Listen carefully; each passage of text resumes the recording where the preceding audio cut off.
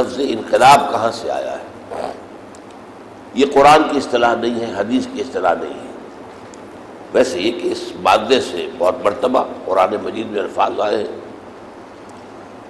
فَتَنْقَلِبُوا خَاسِئِينَ، مختلف جگہ آتا ہے انقلاب، پلٹ آنا۔ لیکن اس سے مراد کیا ہے؟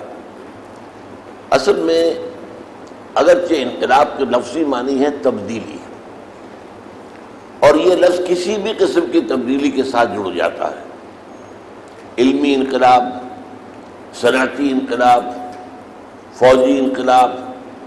لیکن یہ کہ عام معنی میں، جس معنی میں کہ ہم یہاں بحث کر رہے ہیں، اس میں انقلاب کا ایک خاص مفہوم ہے۔ مثلا فوجی انقلاب کو کبھی آپ انگریزی میں ریولوشن نہیں کہیں گے، ملٹری ریولوشن نہیں کہیں گے، وہ کو کہلاتا ہے، کو ڈیٹا۔ لہذا انقلاب کا لفظ وہاں پر ریولوشن کا استعمال نہیں ہوتا۔ اسی طریقے سے ایک بہت بڑی تبدیلی تاریخ میں ایسی آئی تھی کہ جس کی کوئی مثال ہے ہی نہیں۔ ایک پوری ایمپائر جو ہے اس نے ایک دم اپنا مذہب تبدیل کر لیا۔ کانسٹنٹائن جو ایمپرر تھا چوتھی صدی عیسوی کے آغاز میں، وہ عیسائی ہو گیا۔ پوری ایمپائر جو ہے بت پرستوں پر مشتمل تھی، اور اس کے بعد پوری ایمپائر جو ہے، پوری مملکت سلطنت عیسائی ہو گئی۔ تو تبدیلی اتنی بڑی تاریخ انسانی میں کبھی نہیں آئی، لیکن اسے کبھی انقلاب نہیں کہا گیا۔ یعنی مذہبی تبدیلی، عقیدے کی تبدیلی، اس کو انقلاب کبھی نہیں کہا گیا۔ انقلاب کسے کہتے ہیں؟ کہ جو ہمارا اجتماعی نظام ہے اس کے کم سے کم کسی ایک پہلو پر بڑی چوٹ پڑے اور اس کے اندر تبدیلی آئے۔ سیاسی نظام بدل جائے، ملوکیت ختم ہو جائے، جمہوریت آ جائے، معاشی نظام ختم ہو جائے، سرمایہ داری ختم ہو جائے اور سوشلزم یا کمیونزم آ جائے۔ اسی طریقے سے معاشرتی تبدیلی، ایک ہے انسانوں کی اونچ نیچ۔ ہندو معاشرے کے اندر آپ کو معلوم ہے کہ یہ چار جو ان کی شاخیں ہیں یہ بالکل طے ہے۔ برہمن سب سے اونچا، پھر کشتردی ہے، اور پھر جو ہے ویش ہے، اور اس کے بعد جو ہے وہ شودر ہے۔ اب اس میں انقلاب نہیں آنا کہ سب برابر ہو، یہ انقلاب ہو جائے گا۔ تو سیاسی، معاشی یا سماجی، ان تمام میدانوں میں تبدیلی ہو جائے، یا کم سے کم ایک میں بنیادی تبدیلی ہوگی تو اسے انقلاب کہیں گے۔ یہ ہے اصل میں اس لفظ کا سارا پس منظر۔ تو اسلام کا انقلاب یعنی یہ کوالیفائی کرتا ہے حضور کا انقلاب جو ہے، بلکہ وہ تو اس اعتبار سے کہ جس قدر پروفاؤنڈ انقلاب وہ تھا، ہر شے بدل گئی۔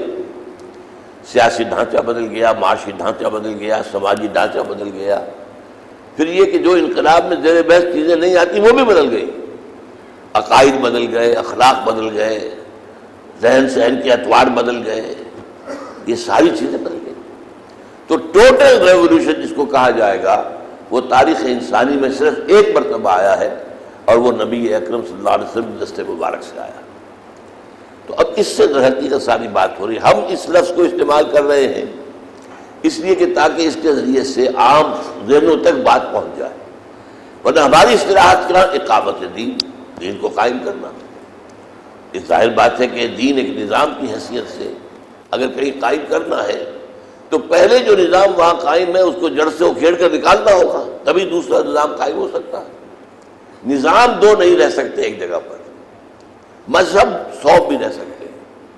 آج کا جو تصور ہے وہ آپ کو معلوم ہے کہ زندگی کو تقسیم کر دیا گیا ہے۔ یہ دجالیت کے اہم ترین جو ہیں شواہد یا مذاہب ان میں سے ہے کہ زندگی کے 2 حصے ہو گئے، مذہب اور ادھر ریاست اور سیاست، ان کا آپس میں کوئی تعلق نہیں۔ مذہب میں کیا ہے؟ عقیدہ اور کچھ عبادات اور کچھ رسومات، یہ مذہب ہے۔ اور سیاسی نظام، معاشی نظام، سماجی نظام، تعزیراتی نظام، جو آپ کو معلوم ہے جس کو ہم کہتے ہیں کہ جو لا ہے، کرمنل لا، سول لا، یہ ساری چیزیں یہ مل کر یہ ریاست بنتی ہے۔ تو مذہب جو ہے 100 بھی ایک جگہ رہ سکتے ہیں، لیکن نظام تو 2 ایک نہیں رہ سکتے۔ یا تو ایک اگر سرمایہ داری ہے تو کمیونزم ممکن نہیں ہے، کمیونزم ہے تو سرمایہ داری ممکن نہیں ہے۔ ملوکیت ہے تو جمہوریت کا سوال نہیں، اور جمہوریت ہے تو ملوکیت کا سوال نہیں۔ تو ان دو نظام ایک جگہ نہیں رہ سکتے۔ کسی بھی نظام کو قائم کرنے کے لیے جو پہلے وہاں پر نظام، اور یہ بھی جان لیجئے کہ کوئی جگہ بھی دنیا میں ایسی نہ کبھی رہی ہے نہ ہوگی جہاں کوئی نظام نہ ہو۔ کوئی نہ کوئی نظام تو ہوتا ہے، قبائلی نظام ہوتا ہے یا کوئی بادشاہی نظام ہوتا ہے، کوئی نہ کوئی نظام تو ہے۔